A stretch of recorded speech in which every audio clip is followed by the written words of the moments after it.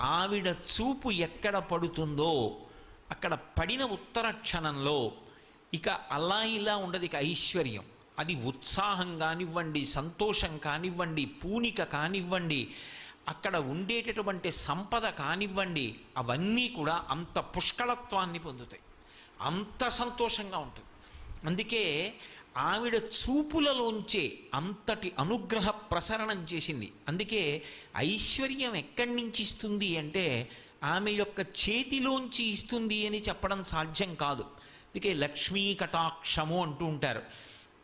ఆవిడ చూపు పడితే చాలు, ఒక్కసారి అలా ప్రసన్నంగా చూసిందా, ఇక అక్కడ ఎంత ఐశ్వర్యం ఏర్పడుతుంది అనేటటువంటి దాని గురించి చెప్పడం ఎవరికీ సాధ్యం కాదు. అయితే మీరు ఒక్క విషయం జ్ఞాపకం పెట్టుకోవాలి, నేను ఐశ్వర్యము ఐశ్వర్యము ఐశ్వర్యము అన్న మాట వాడుతున్నప్పుడు కేవలము నేను సంపద గురించి మాట్లాడుతున్నాను అని